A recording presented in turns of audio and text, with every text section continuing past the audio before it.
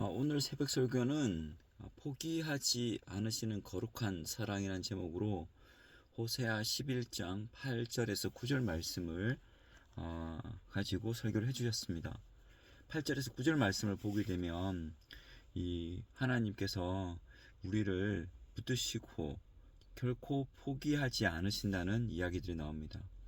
문구를 하나 읽어보면 내 마음이 내 속에서 돌이키어 나의 긍휼이 온전히 불 붙듯 하도다 라고 되어 있습니다.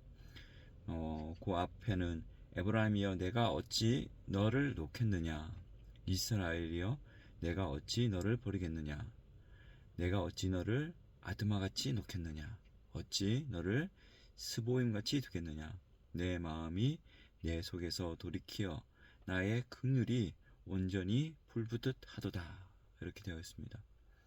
그러면서 이는 내가 하나님이요 사람이 아님이라. 너 가운데 있는 거룩한 인이 진노함으로 내게 임하지 아니하리라 라고 되어 있습니다.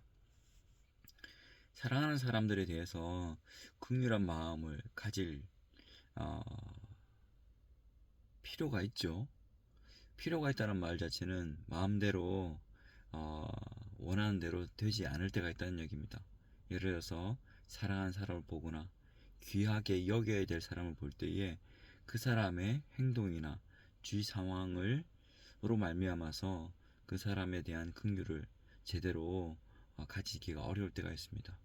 예를 들어서 누군가가 굉장히 한심한 일을 반복해서 할 경우에 그것을 품어줘야 되는데 그렇지 못하는 경우가 생기게 되죠. 그런 것들을 이제 한번 몇 가지 심리학적으로 한번 찾아봤습니다. 왜 그런지를 봤더니 이런 이야기가 있습니다. 그러한 이제 사람을 두고 한심하게 여기거나 마음에 부정적인 감정을 가진다라는 것을 저는 본인 자신에게도 그런 감정을 느끼는 것을 가지고 한번 풀어보려고 합니다. 예를 들어서 제가 어떤 제 자신이 한심한 행동을 계속 반복해서 했을 때에 그러한 일상 속에서 반복되어지는 행동에 대해서 마음이 어려운 것이 왜 그럴까를 한번 생각해 본 것이죠. 제가 스스로 실망스러운 일을 일상에서 반복할 때에 제 자신에 대해서 한심하게 여기게 되는 이유를 생각해 보게 되면 첫 번째는 제가 제 자신에게 가지고 있는 현재의 나에 대한 생각과 그리고 내가 되고 싶은 나에 대한 생각과 또 마땅히 이래야 된다라고 생각하는 그런 상이 있을 텐데 그 이미지에서 불일치가 일어나기 때문에 마음의 불편함이 생기는 것 같습니다. 마찬가지로 타인에 대해서도 이 사람은 이래야 된다. 그리고 이 사람은 현재 이렇다. 그리고 이랬으면 좋겠다. 라고 하는 세 가지 상 자체가 불일치하기 때문에 마음의 불편함이 생기는 것이죠.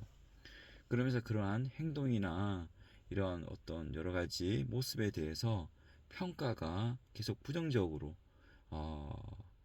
되어지게 되는 거죠. 그 불일치함에서 오는 불편함 자체가 그 사람 그 자체에 대한 평가보다 그 사람에 대한 속성 전체에 대한 평가로 이어지는 것 같습니다. 그게 그 사람에 대한 존재 자체의 가치에 대한 평가가 될 수도 있고요. 그래서 하나의 아주 일상의 조그만 부분이 아니라 전체에 대한 평가, 가치의 평가로 이어지면서 그게 훨씬 더 증폭되어진다라고 볼 수 있는 것이죠. 또한 하나는 뭐냐 그러면 본인에 대한 평가 자체가 이제 일상이 계속 반복되어야 될 때 실망스러운 일이 될 때에 처음에는 한 가지에 대한 걸로 보였었는데 내가 이걸 통제를 못하는구나, 내 자신을 관리를 하지 못하는구나 라는 생각이 또 그 부정적인 마음을 증폭시키는 것 같습니다. 타인에 대한 부분도 그래요. 타인에 대한 부분들도 내가 이 사람을 어떻게 잘 섬기거나 이 사람을 갖다가 잘 품거나 다독거려서 어떠한 바라는 이미지로 변화시키고 싶은데 그런 거에 대한 관리나 통제감에 대한 부분이 실패함으로 인해서 당혹감이 느껴지는 것 같습니다. 자, 그러면서 어떤 마음이 드냐 그러면 제 자신에 대해서 만약에 그런 어떤 느낌이 들 때는 좀 한심하다고 생각하는 것은 두 가지 감정이 있는 것 같아요. 하나는 수치심인 거죠. 내가 잘못된 사람이다. 내가 이걸 잘못했다가 아니라 내가 잘못된 사람이다. 라고 하는 것에 대한 죄책감과 수치심이 이어질 수가 있는 것입니다. 그래서 이 부분 조금 제가 깊이 있게 이해를 하기에는 어려운데 그냥 제 나름대로 생각을 해보게 된다면 이 죄책감과 수치심이라는 것 자체는 타인에 더 적용하기 쉬운데요. 내가 이 사람을 잘 섬기거나 잘 다독거리거나 품어서 이상적인 방향으로 그 사람을 변화시키고 싶은 아니면 또 변화되었으면 좋겠다는 바람이 있는데 그렇게 되지 못했을 때에 그거에 대한 본인이 불완전한 부분에 대한 또는 그러한 원인을 제공했을까? 라고 하는 죄책감에서 그 마음이 들 수 있겠죠. 수치심은 이제 본인 자신한테 이제 한심하게 생각했을 때, 나는 이런 사람밖에 안 되는구나. 이러한 무기력감, 자기 비난, 이런 회피들이 수치심을 발생시키는 것 같고요. 타인에 대해서는 그러한 부분에 대해서 내가 잘못했다에 대한 죄책감을 들기도 하고, 수치심보다는 이제 아까 앞에 이야기했던 무기력감이나 통제하지 못한 그러한 부분에 대해서 이제 마음이 일어난 것 같습니다. 크게 네 가지로 보게 될 수 있는 거죠. 첫 번째는 이제 타인을 잘 품어줄 수가 없는, 그러니까 바라는 모습과 그리고 돼야 되는 모습과 그리고 현재의 모습에 대한 불인치가 불편한 마음을 증폭시키게 되고 불편한 마음을 가지고 오게 되고 그 마음 자체가 전체적인 가치에 대한 평가로 이어지면서 더 증폭이 되어지고 그리고 그걸 조금씩 이렇게 뭔가 우리가 변화를 시도할 때마다 그게 결과로 드러나야 되는데 드러나지 못하니까 자기 현황감이 떨어지는 것처럼 관리와 통제에 대해서 감당이 안 되기 때문에 당혹감이 느껴지는 거죠. 그리고 이제 마지막으로는 이제 수치심이나 죄책감이 드는 거죠. 이 사람을 내가 이렇게 이 상황까지 오게 한 거에 대한 혹시 나의 자책하는 자기를 자책하는 부분이 있을 수도 있고요. 그런 것들을 이제 볼 수 있는 겁니다. 네, 예수님은 그러지 않다는 거죠. 첫 번째 봤을 때에 자기 불치라는 것 자체가 돼야 되는 부분 그리고 되기를 원하는 부분 그리고 현재의 나 이 세 가지가 불일치가 일어나지 않는 것이 이미 우리 상황을 너무나 잘 파악하고 계신 거죠.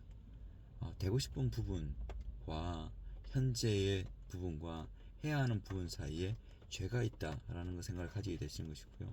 죄로 말미암아 어쩔 수 없는 불완전한 존재라는 것을 받아들이시기 때문에 있는 그대로 저희를 수용하기 때문에 자기 불일치가 일어나지 않고요.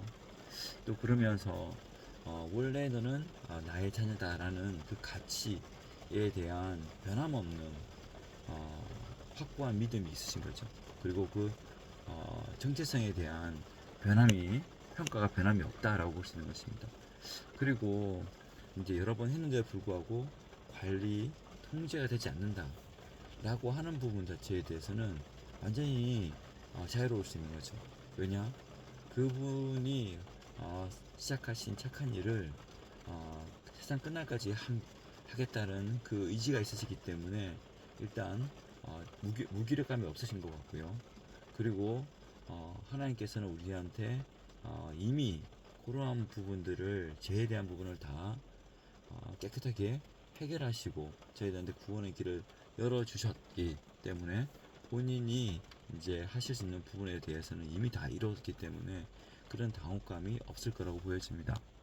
그리고 그렇기 때문에 그 사람의 타인에 대해서 내가 어떤 부분을 잘못했다고 생각하거나 아니면 또 이런 부분도 있겠네요. 우리 같은 경우는 보통 어떤 사람이 잘못됐다라고 하게 되면 생각을 하게 되면 자기가 제 자신이 뭔가를 잘못해서 그런가 보다라는 죄책감도 있을 수 있긴 하겠지만 또 다른 부분은 타인이 제3자가 그 사람한테 잘못된 영향을 미쳐서 그렇다라고 오히려 그 사람을 비난하면서 마음이 더 복잡해지기로 생기는 것 같은데 하나님께서는 이것을 온전히 다 이루셨기 때문에 그러한 심리적인 죄책감이나 타인에 대한 비난이 있지는 않는 것이죠. 자, 그러면 우리는 그러면 이렇게 한심한 일을 계속 반복하는 제 자신이나 그 타인에 대해서 어떻게 해야 되느냐라고 하게 되면 예수님과 같은 생각을 가져야 되는 거죠. 그 사람이 현재 상황에 있을 수밖에 없는 아이디어란 모습과 당연히 해야 되는 그런 모습상에서 있을 수밖에 없는 부분을 이해하고 우리가 그러한 존재임을 제 자신과 타인에 대해서 수용하게 되는 거죠. 그런 부분이 하나가 있을 수 있고 되고 그리고 이제 그걸 각각의 하나에 대한 부분을 가지고 확장시켜서 전체에 대한 정체성의 평가. 이 사람은 하나님의 귀한 자녀인데 그까지 훼손시키는 일이 있어서는 안 될 것 같습니다. 예수님께서 그렇게 하신 것처럼요. 그러면서 이걸 이제 관리하고 통제할 수 없다라고 생각하기 때문에 당혹감이 오는데 하나님의 자녀이고 하나님께서 이걸 맡고 계시기 때문에 이 사람에 대해서 우리가 그런 당혹감을 느낄 필요가 없다라고 이제 한번 정리해 볼 수 있겠습니다. 그렇게 되면 자연스럽게 내가 지은 죄에 대해서도 하나님께서 다 깨끗하게 하셨고 또 저 사람에 대해서 뭔가 또 제가 정죄하는 마음이나 그런 마음들도 이미 해결이 된 것이고 타인이 그 사람의 부정적인 영향을 미쳐서 그런 결과를 초래했다고 하더라도 그 부분에 대한 어떤 죄도 다 이미 하나님께서 사셨다. 예수님께서 그걸 대속하셨다라는 것에서 자유로울 수가 있을 것 같습니다. 오늘 많은 묵상이 이루어졌네요. 근데 저한테는 참 필요했던 묵상이었던 것 같습니다.